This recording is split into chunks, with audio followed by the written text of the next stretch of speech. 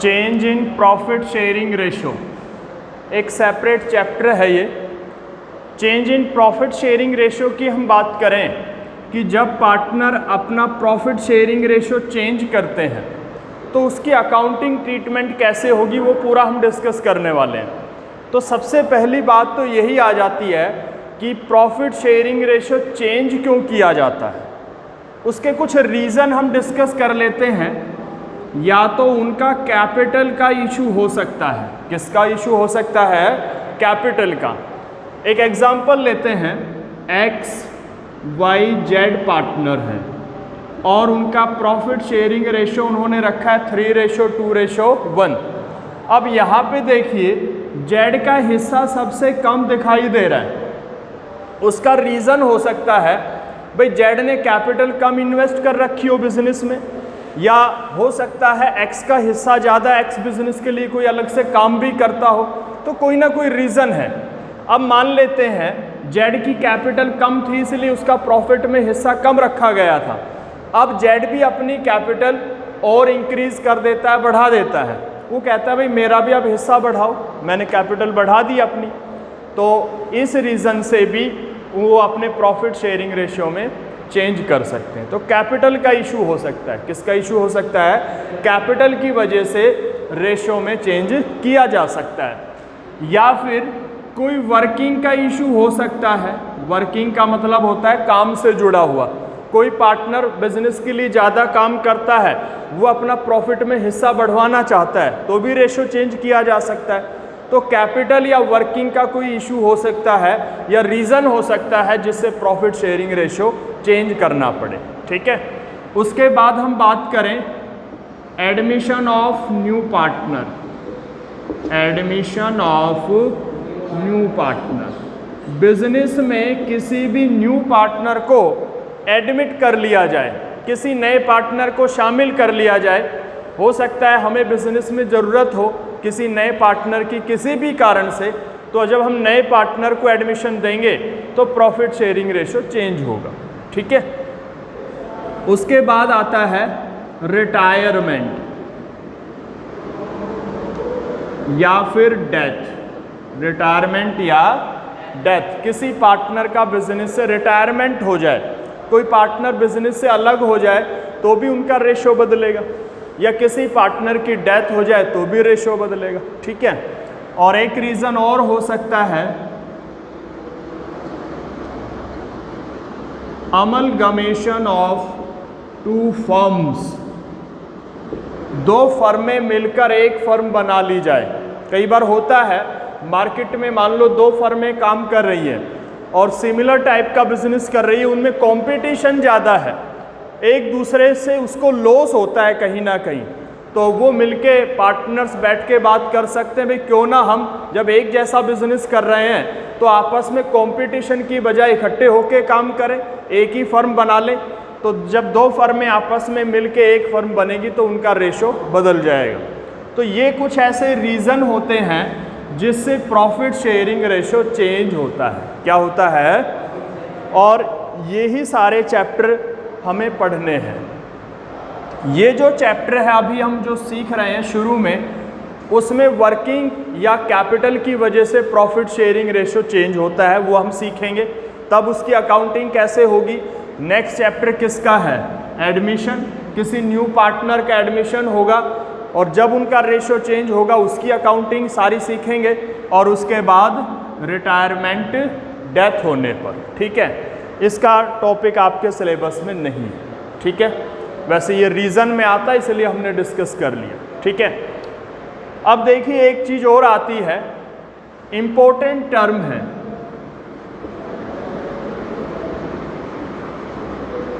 Reconstitution. एक word है, क्या है? रिकॉन्स्टिट्यूशन, जिसको हिंदी में कहते हैं पुनर्गठन, किसी चीज़ को दोबारा से बनाना। अब जब भी प्रॉफिट शेयरिंग रेशो चेंज होगा तो उससे होगा क्या? देखिए XYZ पार्टनर्स हैं और वो अपना बिजनेस चला रहे हैं, पार्टनरशिप बिजनेस कर रहे हैं। पार्टनरशिप बिजनेस का मतलब इनका जो आपस का रिलेशन है एक दूसरे से, उसी रिलेशन को हम पार्टनरशिप कहते हैं। क्या कहते हैं? और वो आपस का रिलेशन कैसा है? 3:2:1, क्योंकि पार्टनरशिप जो की जाती है वो बिजनेस के लिए की जाती है और बिजनेस प्रॉफिट के लिए किया जाता है। तो जिस रेशो में प्रॉफिट बांटा जाएगा वैसी ही उनकी पार्टनरशिप बोली जाएगी। तो इनकी पार्टनरशिप कैसी बोली जाएगी? 3:1 की पार्टनरशिप है। और जब उनका प्रॉफिट शेयरिंग रेशो चेंज होगा, किसी भी रीज़न से चेंज होगा, तो उसका जो अफेक्ट होगा वो क्या होगा? मान लेते हैं 3:1 था और ये इसको चेंज करके इक्वल कर लेते हैं। क्या कर लेते हैं? तो इनका रिलेशन बदल गया। पहले 3:1 का रिलेशन था, अब कैसा हो गया? 1:1 का हुआ। तो जो पुरानी पार्टनरशिप थी वो तो खत्म हो गई, न्यू पार्टनरशिप स्टार्ट हो गई, ऐसे बोला जाएगा। ठीक है।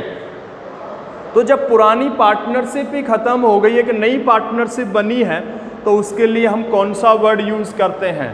रिकॉन्स्टिट्यूशन। कौन सा करते हैं? रिकॉन्स्टिट्यूशन।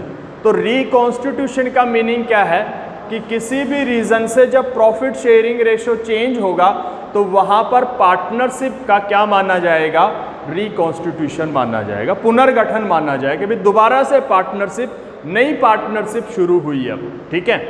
तो change in profit sharing ratio के लिए कौन सा वर्ड यूज़ होगा, कौन सी टर्म यूज़ होगी? रिकॉन्स्टिट्यूशन। ठीक है। तो कोई आपसे रिकॉन्स्टिट्यूशन का मीनिंग पूछ ले तो आप उसको अपने वर्ड्स में डिफाइन कर दोगे। Change in profit sharing ratio among the partners due to any reason is known as reconstitution of partnership. ठीक है। कि पार्टनर्स के बीच का जो आपस का प्रॉफिट शेयरिंग रेशियो है, किसी भी कारण से अगर वो बदलता है तो उसको हम पार्टनरशिप का क्या कहते हैं? रिकॉन्स्टिट्यूशन कहते हैं। ठीक है। अब हम चलते हैं इस चैप्टर पे। प्रॉफिट शेयरिंग रेशो चेंज होगा तो सबसे पहली बात क्या होगी? रेशो चेंज होगा तो रेशो का रिजल्ट क्या आएगा?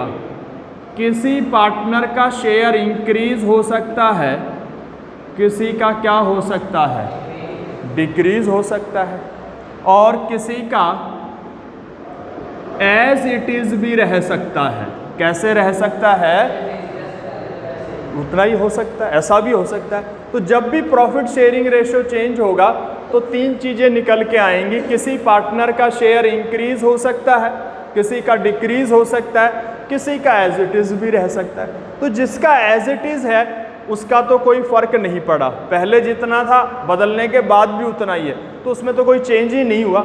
उसके बारे में तो कुछ डिस्कस करना नहीं करना कोई ज़्यादा ज़रूरी नहीं है जब उसमें चेंज ही नहीं हुआ है। तो अब बात करते हैं, अगर रेशो बदलने से किसी पार्टनर का शेयर इंक्रीज या डिक्रीज होता है तो उसके लिए हम एक अलग टर्म का या वर्ड का यूज़ करते हैं। किसी पार्टनर का शेयर इंक्रीज होता है तो उसको गेन करना कहते हैं। क्या कहते हैं? किसी भी पार्टनर का शेयर इंक्रीज होगा कैसे? दूसरे पार्टनर का किसी का शेयर कम होगा, वो उसके पास आएगा, उसको मिलेगा, तभी उसका शेयर बढ़ेगा, तो उसको हम कहते हैं गेन करना। क्या करना? और जिस पार्टनर का शेयर डिक्रीज होता है उसको सैक्रिफाइस करना कहते हैं। क्या कहते हैं? सैक्रिफाइस का मतलब होता है त्याग करना, अपनी कोई चीज़ दूसरे के लिए छोड़ देना। ठीक है। तो जब किसी पार्टनर का हिस्सा कम होगा तो समझो वो हिस्सा कम होके दूसरे के पास चला जाएगा, तो उसको हम सैक्रिफाइस करना। तो यानी कि रेशियो चेंज होने से गेन होगा किसी पार्टनर के शेयर में, किसी में क्या होगा? सैक्रिफाइस होगा। उसकी कैलकुलेशन जब हम करते हैं, क्योंकि जब जहाँ पे शेयर की बात आती है, प्रॉफिट शेयर की बात आती है, तो उसको हम रेशो में रखते हैं। किस में रखते हैं? प्रॉफिट बांटने की बात है, प्रॉफिट लॉस बांटने की बात है, तो पार्टनरशिप बिजनेस में उसका एक रेशो रखा जाता है, अनुपात रखा जाता है, तो कैलकुलेशन रेशो में चलती है। तो इसलिए अगर किसी पार्टनर का शेयर इंक्रीज होगा तो उसको भी हम रेशो में कैलकुलेट करेंगे और उसका नाम होगा गेनिंग रेशो। कौन सा रेशो भाई? Gaining ratio. और जिस पार्टनर का शेयर कम होगा, यानी कि जो सैक्रिफाइस करेगा, उसकी भी कैलकुलेशन हम रेशो में करेंगे। उसके लिए नाम क्या है? सैक्रिफाइसिंग। कौन सा, क्या नाम है? Sacrificing ratio. तो जब भी प्रॉफिट शेयरिंग रेशो चेंज की बात आएगी कहीं पे भी, तो वहाँ पे गेनिंग या फिर सेक्रीफाइसिंग रेशो कैलकुलेट करना पड़ेगा। गेन और सेक्रीफाइस तो होगा ही होगा, रेशो चेंज होगा तो, और उसको जब हम रेशो में कैलकुलेट करेंगे तो गेनिंग रेशो और किस में करेंगे, सेक्रीफाइसिंग रेशो में। और इनका हम एक फॉर्मूला डिस्कस करेंगे अभी, उस फॉर्मूले से हम कैलकुलेट कर पाएंगे किस पार्टनर का कितना शेयर कम हुआ है और किस पार्टनर का कितना शेयर बढ़ा है, किसने कितना सेक्रीफाइस किया है, किसने कितना गेन किया है। ठीक है, तो चलिए चलते हैं आगे, गेन और सेक्रीफाइस पे बात करते हैं। गेनिंग रेशो कैसे निकलेगा, सेक्रीफाइसिंग रेशो कैसे निकलेगा, उस पे चलते हैं। तो दो तीन बातें आपको ध्यान रखनी है। पहली बात तो पार्टनर्स का प्रॉफिट शेयरिंग रेशो चेंज होता कब कब है, वो अभी हमने डिस्कस किया। ठीक है, और जब भी उनका प्रॉफिट शेयरिंग रेशो चेंज होगा तो उसको हम पार्टनरशिप का रिकॉन्स्टिट्यूशन बोलेंगे। क्या बोलेंगे, या रिकॉन्स्टिट्यूशन, जहाँ पे वर्ड लिखा मिले उसका मतलब है कि प्रॉफिट शेयरिंग रेशो में चेंज होना। ठीक है, और रीज़न कोई भी हो सकता है। उसके बाद आता है कि जब प्रॉफिट शेयरिंग रेशो चेंज होगा तो पार्टनर्स का शेयर इंक्रीज या डिक्रीज होगा, जिसको गेन और सेक्रीफाइस बोलेंगे। और उसकी कैलकुलेशन हम कैसे करेंगे, गेनिंग रेशो का फॉर्मूला है, गेनिंग रेशो का फॉर्मूला है new ratio minus old ratio. इस फॉर्मूले से हम गेनिंग रेशो निकाल पाएंगे, क्योंकि दो रेशो हमारे पास हो जाएंगे, एक पुराना रेशो था, एक बदल गया तो नया रेशो बन गया होगा। तो न्यू रेशो में से हम क्या घटा देंगे, ओल्ड रेशो। आपके पास गेनिंग रेशो आ जाएगा, यानी कि जिस पार्टनर का शेयर इंक्रीज हुआ है और कितना हुआ है वो इस फॉर्मूले से पता चलेगा। ठीक है, सेकंड, सेक्रीफाइसिंग रेशो। कौन सा भाई, और सेक्रीफाइसिंग रेशो, देखिएगा चीज़ों को लॉजिक से समझिएगा। गेन का मतलब होता है हिस्सा बढ़ना, सेक्रीफाइस का मतलब हिस्सा कम होना, उल्टा है, तो फॉर्मूला भी उल्टा हो जाएगा। गेनिंग का क्या था, new ratio minus old ratio. Sacrificing ratio का क्या फॉर्मूला होगा, old ratio minus new ratio. तो ये फॉर्मूले आपको ध्यान रखने हैं कि गेनिंग और सेक्रीफाइसिंग रेशो कैसे कैलकुलेट होता है। ठीक है, अब एक एग्जांपल से हम समझ लेते हैं कि गेनिंग और सेक्रीफाइसिंग रेशो कैसे निकाला जाता है। एक एग्जांपल ले लेते हैं, x, y, z are partners in 3:1 ratio. कौन कौन पार्टनर हैं भाई, x, y, z, और उनका प्रॉफिट शेयरिंग रेशो कितना है, 3:2:1। उसके बाद लिखता है, किसी भी लैंग्वेज में क्वेश्चन बना सकता है कि भाई जो पार्टनर्स हैं वो डिसाइड करते हैं change in their profit sharing ratio, अपने प्रॉफिट शेयरिंग रेशो के चेंज करने के बारे में डिसीजन वो ले लेते हैं, कोई भी रीज़न उनका रहा हो, कैपिटल का, वर्किंग का, और उन्होंने अपना जो न्यू रेशो रखा है वो रखा है इक्वल 1:1:1। तो इस तरह से बिल्कुल सिंपल क्वेश्चन की बात करें, आपके पास ओल्ड रेशो गिवन होगा और क्या गिवन होगा, न्यू रेशो। ठीक है, और आपसे बोलेगा कि भाई आप गेनिंग और सेक्रीफाइसिंग रेशो कैलकुलेट करिए। तो यहाँ से देखिए ये जो इन्फॉर्मेशन है एक्स वाई जेड जो अपना प्रॉफिट बांटते थे पहले वो इस रेशो में बांटते थे, तो इसको तो हम ओल्ड रेशो बोलेंगे। कौन सा रेशो बोलेंगे भाई? और अब जो उन्होंने रेशो बदल के नया रख लिया है उसको हम न्यू रेशो बोलेंगे। क्या बोलेंगे? तो हमारे पास ओल्ड रेशो है और न्यू रेशो है और फॉर्मूले हमारे पास है। फॉर्मूले को अप्लाई कर दें, पता चल जाएगा किसने कितना गेन किया, किसने कितना सेक्रीफाइस किया, या जिस पार्टनर के शेयर में चेंज नहीं होगा वो भी पता चल जाएगा। ठीक है, तो देखिए आपके सामने दो फॉर्मूले हैं, आप एक ही फॉर्मूले से दोनों चीज़ें कैलकुलेट कर सकते हो। दोनों फॉर्मूले एक साथ अप्लाई करना मुश्किल होता है। ठीक है। अगर आपको खाली गेन निकालना हो, क्या निकालना हो, कोई एक ही रेशो निकालना हो, तो हम एक फॉर्मूले को कर लें। खाली गेन का पता करना हो तो गेनिंग रेशो लगा देंगे। खाली सैक्रिफाइसिंग रेशो निकालना हो तो कौन सा फॉर्मूला लगा देंगे, सैक्रिफाइसिंग। लेकिन जब दोनों हमें कैलकुलेट करने हो, गेन और सैक्रिफाइस एक साथ, तो आप क्या करोगे, एक ही फॉर्मूले से दोनों चीज़ें निकाल लेंगे। कैसे, वो समझ लेते हैं। मान लेते हैं आप गेनिंग रेशो का यूज़ करते हो। कौन से रेशो का, आपकी मर्जी है, किसी का भी कर लो, उससे दोनों आंसर आपके सामने आ जाएंगे। गेनिंग रेशो का फॉर्मूला है new ratio minus old ratio. Old ratio हमारे सामने है, न्यू रेशो। आप किसी भी एक फॉर्मूले से दोनों आंसर कैलकुलेट कर सकते हो, गेन और सैक्रिफाइस। तो हम गेनिंग रेशो का यूज़ कर लेते हैं, जिसका फॉर्मूला है new ratio minus old ratio. ठीक है, चलिए x y z, इस फॉर्मूले से चलें तो x का न्यू रेशो ये है, जिसको 1/3 लिख सकते हैं, न्यू शेयर कह सकते हो आप, माइनस ओल्ड ये है 3/6। एलसीएम हम 6 ले लेंगे, 2 - 3, 2 - 3 करेंगे तो माइनस का 1/6 आएगा। किसका आएगा, देखिएगा, आप जिसका फॉर्मूला यूज़ कर रहे हो, अगर प्लस में आंसर आता है तो वही माना जाएगा, माइनस में आता है तो उल्टा हो जाएगा। हम फॉर्मूला गेनिंग रेशो का यूज़ कर रहे हैं, अगर आंसर प्लस में आएगा तो गेन माना जाएगा। क्या माना जाएगा, और अगर माइनस में आया तो गेन का उल्टा माना जाएगा। गेन का उल्टा क्या होता है, सैक्रिफाइस।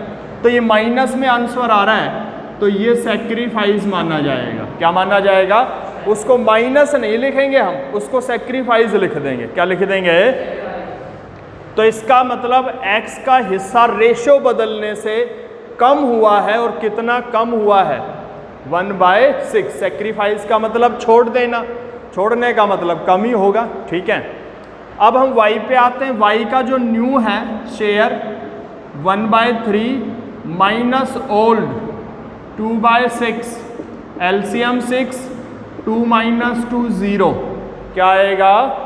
तो अभी हम डिस्कस कर रहे थे कि रेशो बदलने में ऐसा भी हो सकता है किसी पार्टनर का शेयर ना इंक्रीज हो ना डिक्रीज।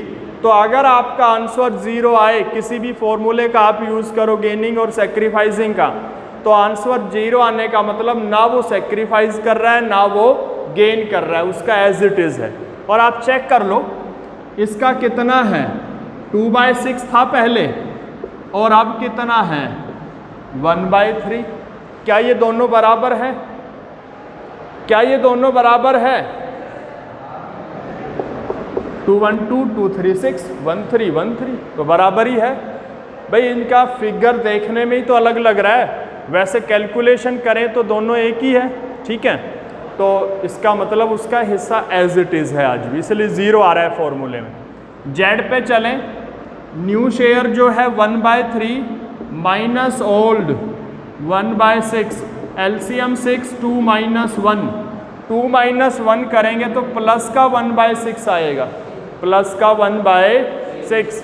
और आंसर जब प्लस में आए तो जो फॉर्मूला हम यूज़ कर रहे हैं वही लिखा जाएगा। गेनिंग का फॉर्मूला यूज़ हो रहा है तो ये गेन माना जाएगा। क्या माना जाएगा, और अभी हम डिस्कस कर रहे थे कि जितना सैक्रिफाइस होगा उतना ही गेन होगा, हमेशा कम ज़्यादा कभी नहीं हो सकता।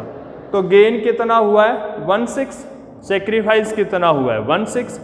इसका जितना सैक्रिफाइस हुआ है वही तो इसको मिला होगा, उसका उतना ही गेन होगा। ठीक है, तो इस तरह से आप फॉर्मूले से गेनिंग और सैक्रिफाइसिंग रेशो निकाल लोगे। आप इस फॉर्मूले का यूज़ कर सकते थे, आंसर एज इट इज़ आता। सैक्रिफाइसिंग रेशो का अगर हम यूज़ करते, आंसर प्लस में आता तो सैक्रिफाइस, माइनस में आता तो गेन। ठीक है भाई।